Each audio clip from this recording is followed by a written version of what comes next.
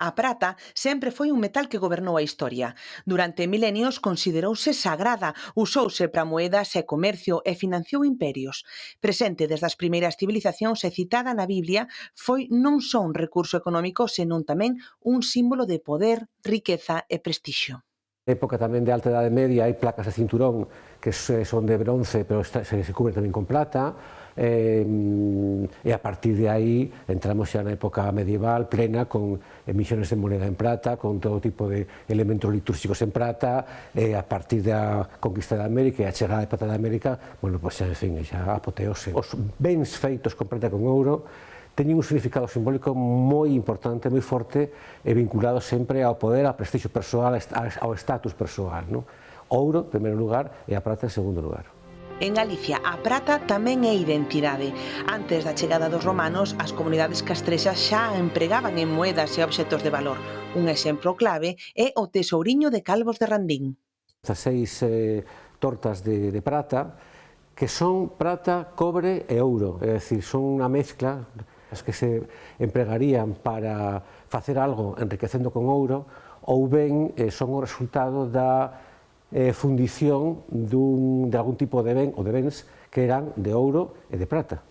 Pezas que non só teñen valor material, senón que gardan séculos de historia. A partir da interacción con Roma, na cal temos, por un lado, se mantén esa ourivería feita en ouro fundamentalmente, porque en Galicia hai ouro, en Galicia non hai prata, a prata ven de fora, e se comeza a facer unha ourivería en prata, ben prata pura, ou faise en prata e despois se cubre con ouro para que parezca que de ouro, non? Xa na Idade Media, cidades como Santiago de Compostela mantiveron viva a tradición da ourivaría, coa prata presente en xoias relixiosas, moedas e nos recordos do Camiño de Santiago. Metais que seguen gobernando hoxe, pero agora no mercado. Pasamos de prácticamente un eurogramo fai nada a 2,5 euros en nada, o sea que, quero dicir, un espacio breve de tempo se está multiplicando un 150%. O seu prezo mantense a alza impulsado pola demanda industrial, a incerteza económica e o interese dos inversores. A plata estuvo mellor adormecida, os metais preciosos aí atrás, anos atrás, ahora mesmo convertíronse nun activo refuxio, non? A xente, con todo o proceso inflacionario que estamos vendo, a incertidumbre geopolítica, vale? Pois utiliza este tipo de activos para poñer os seus aforros.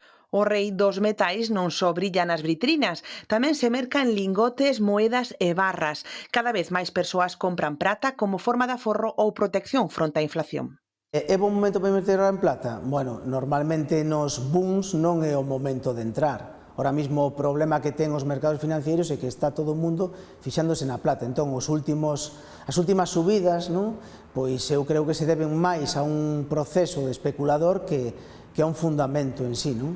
A prata converteuse tamén nun material clave para a tecnoloxía moderna. Nas placas solares utilizan moita plata, incluso tecnoloxía médica utiliza componentes de plata, e despois que incluso as minas de plata, pois houve unha época que se pecharon bastantes, non? O comercio local sofre unha subida dos custos que ameaza a estabilidade dos xolleiros artesáns. Fai pouco estaba en 580, xa unha peza cara, pero ahora estamos en casi 800 euros.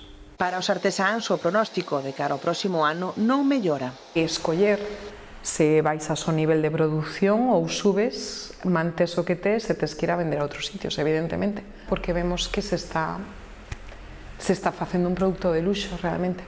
A prata incrementou notablemente o seu prezo, pasando de alrededor de 2.000 a 3.150 euros o quilo, mantendo ao tempo o seu valor histórico e cultural.